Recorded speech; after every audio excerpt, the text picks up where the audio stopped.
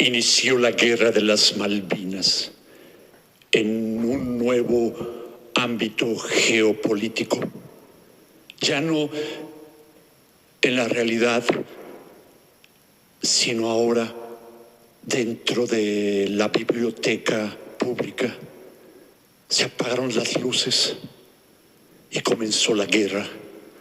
El ejército de la Enciclopedia Británica acercó textos de Oscar Wilde, Shakespeare, y se dirigieron contra los libreros de la literatura latinoamericana, precisamente contra Martín Fierro de José Hernández. La historia ya la conocen. Fue tomada la isla de las Malvinas, la mayor y la menor, y la pequeña y la nieta y la bisnieta y la sobrina, todos los parientes de las islas se oxidaron junto con Martín Fierro. Pero esto no termina aquí. Noche tras noche, precisamente la definición del poder enalteció las mentes brillantes. Los libros cobraron vida, se bajaban de los anaqueles, ascendían por escaleras como Jacob luchando contra los ángeles y llegando al paraíso. Querían conquistar la cumbre de todos los libreros, porque desde allí podrían regir el poder, el control omnividente.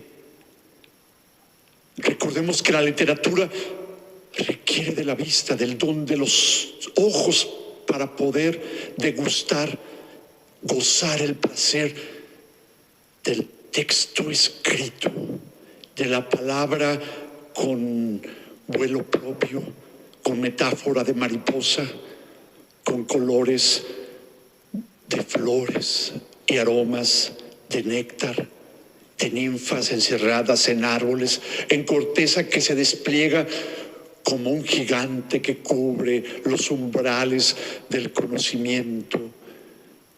Obviamente que en la sociedad actual la lucha cobra un sentido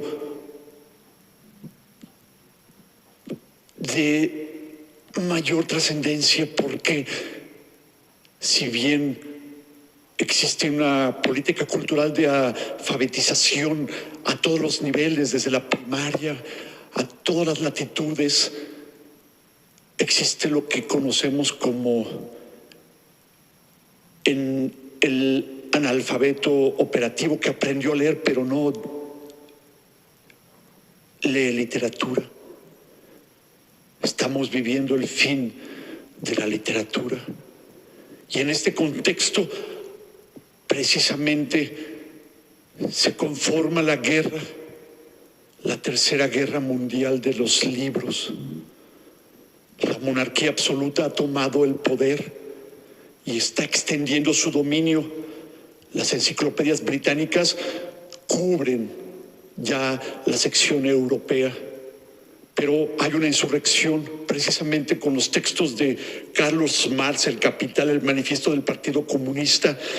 Han iniciado la revolución comunista, han tomado el poder precisamente en la tierra de Tchaikovsky, en donde el ballet esencialmente se baila al ritmo de Stravinsky, con la consagración de la primavera.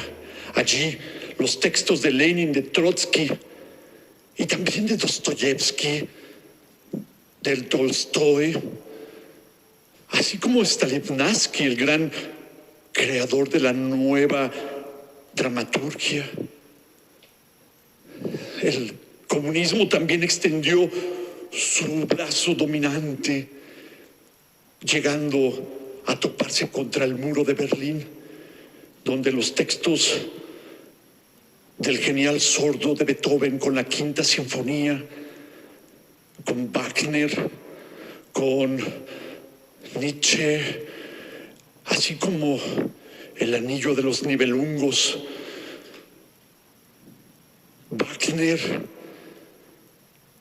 Goethe y Tolkien, por otro lado, con la Enciclopedia Británica, también hace el texto del Señor de los Anillos. Esta era una guerra que se transfería de la guerra humana, del carácter bélico, del primer golpe certero, de la quijada de burro que mató a Abel. Caín no únicamente procreó la estirpe del mal, sino que esto se extendió como una plaga, como una infección al ámbito literario. La guerra no tenía fin. Así como los humanos se mataban los unos a los otros, no obstante, en la sección de los libros rojos comunistas se transfirió el Evangelio a una interpretación de la literatura de la nueva hermandad, a Marx los unos a los otros, a Carlos Marx los unos a los otros. Extended la literatura de la hoz y el martillo por las mentes para que la opresión del poder capitalista no siga dominando a los trabajadores. Se conformó un frente de batalla como cartas de naipes, y en medio, cuando menos se lo esperaban, surgió un enemigo común, el más temido: el libro que apareció como un ejército invencible, según se autodenominó el libro sagrado, el libro ario. Recordemos que la cultura indoeuropea precisamente debe su origen en el país de Buda, en la India, en donde las castas oprimen según el color a los intocables, a los de piel de noche, con luceros en los ojos, cuya condena y destino es jamás ascender en esta jerarquía, y en la cumbre de la misma, los arios, los indoeuropeos que emigraron precisamente más allá del Volga para irrumpir en las tierras agrestes del viejo continente, allí donde el vino se degusta, donde Baco ofreció bacanales a las ninfas, a los imprudentes literatos, a los poetas malditos Rimbaud. Todo estaba conformado. Era una guerra de tiempo sin tiempo. Los textos se enfrentaban como sus creadores, ahora yaciendo con un epitafio en las tumbas, en los cementerios, precisamente en los panteones. Etimológicamente, pan es todos, teo, dioses.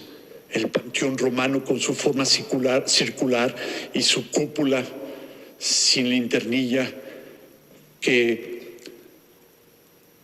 profetiza sobre la creación de las cúpulas de Roma.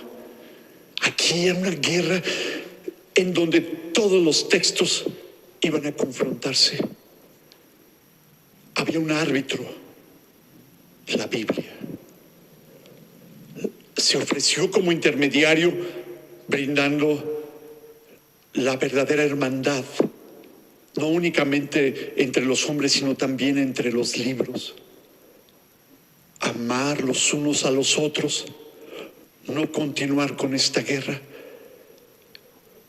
Pero fue callado en silencio el libro sagrado, fue encarcelado con llave y tomó el poder el no libro, el libro oscuro, el más temido de todos, Este libro comenzó a atacar a los inocentes, a los libros infantiles, los corrompió, los llenó de plagas, e incluso los libros de nueva edición, apenas saliendo en los aparadores, eran atacados por el comelibros, por el ejército de la esvástica, y comenzó a quemar libros, hogueras que pronunciaban el dolor atemporal en el cadalso.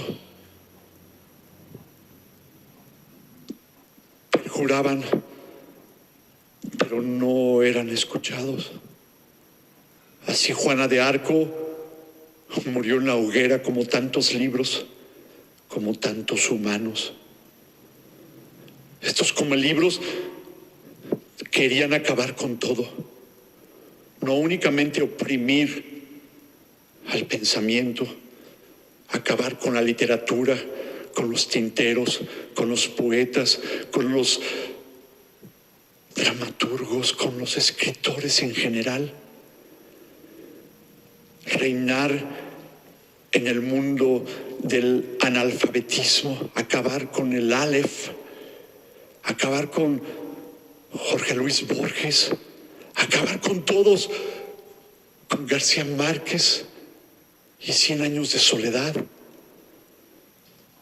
con Octavio Paz y La Piedra del Sol, con tantos, con las genialidades de la humanidad, con el texto escrito, con la primera escritura cuneiforme y las tablillas de terracota, el comelibros, así se conocía, porque aparentaba ser noble como un borrego, con las portadas lustrosas de oro puro.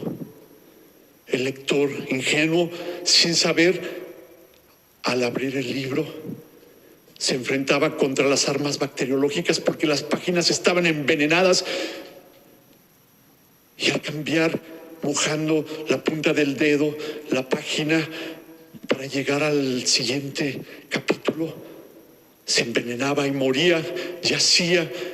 Pero también este libro oscuro, el no libro, atacó de una manera impredecible. La gente, cuando abría estos libros, estos tomos que dominaban las bibliotecas, las librerías, la gente los compraba, los regalaba, porque el no libro aparecía ser como el anticristo, como el no Mesías, como el que traía la verdadera sabiduría, pero por el contrario escondía la maldad absoluta. El no libro, el libro oscuro, cuando alguien, sin pensar, abría la primera página para degustar el texto literario, este libro se convertía como en una planta carnívora y arrancaba los ojos del lector y los engullía. Estos libros, estos no libros, habían comido miles, millones de ojos. Ya no había lectores, ya no había textos, estaban incendiados. Los literatos sufrían, la palabra oral, escrita, desaparecía. Aparentemente no tenía importancia. El planeta Tierra estaba siendo engullido por el no libro, por el come ojos, por el come almas, por el come todo.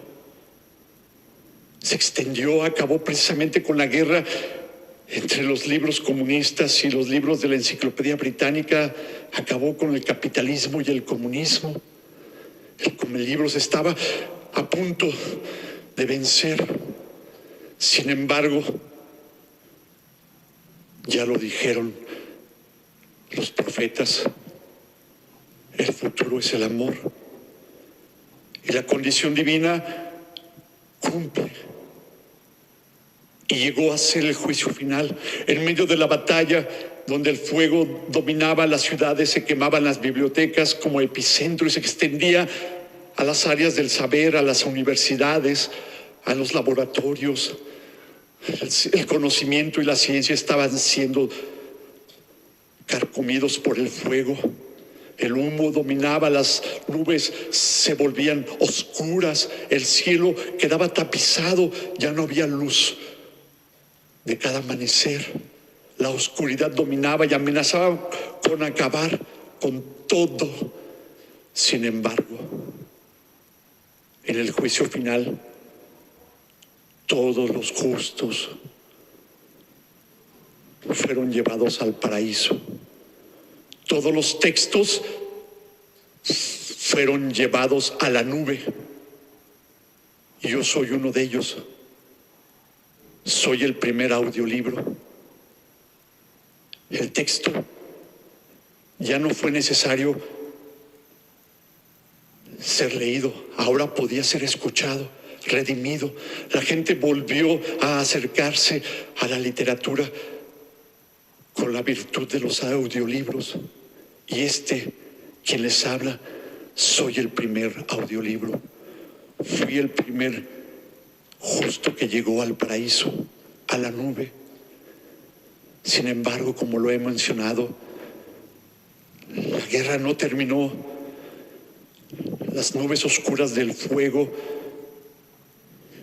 que dominó la maldad con los libros oscuros, también se hizo una nube oscura, amenazando con una tormenta como el diluvio universal.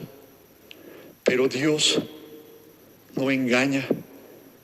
La promesa del arco iris como señal de amor infinito entre Noé y el Creador. Así ocurrió nuevamente, a pesar de que un torrencial amenazaba con inundar, con el deshielo de los polos, con el calentamiento global. Las ciudades se estaban ahogando como Venecia, pero las nubes oscuras desaparecieron. El arco iris volvió a surgir porque el rayo solar, como la lágrima de un sollozo de pureza, como la madre que cuida a sus hijos, como la lágrima que purifica, así cayeron estas gotas de lluvia, purificando a la tierra. Nuevamente el alma pudo respirar en paz y en armonía. De la nube donde habitaban los audiolibros, comenzaron a descender como palomas el primer libro, el libro sagrado, el libro divino, la Biblia. Llegó a cada uno de los habitantes de este planeta cuando la pandemia a punto estaba de sofocar el último suspiro y la esperanza humana que no muere estaba en inanición. Llegó desde la nube la Biblia a cada uno de los habitantes de este planeta. Y al abrir la primera página, Génesis, volvió a generarse la vista, el don de la vista. La gente recuperó sus ojos y pudo volver a ver. El amor imperó en los momentos más delicados. El amor nunca muere. Y la escritura y la literatura ahora en una dimensión virtual de código binario y también no binario para no ser excluyente, volvió a resurgir como el ave fénix. La literatura, así como el verbo se hizo hombre, fue el único medio para ascender al paraíso perdido de John Milton. La gente recuperó la fe en Dios y todos los problemas acabaron, porque lo primero que debe existir es la pureza espiritual. Y una vez lograda la plenitud, esta se extiende a la realidad material y la vida recupera su esencia. El mundo volvió a la vieja realidad, a la realidad que estaba siendo amenazada por el come libros, el libro oscuro. Por eso, mira al cielo. En las nubes están todos los textos inéditos que se escribirán por los siglos de los siglos. Y el ser humano continuará viendo y observando el amor, porque cuando uno ve, tiene la virtud de también observar lo invisible con la fe, con la espiritualidad, con el alfabeto. Y el Aleph regresó al corazón de los humanos.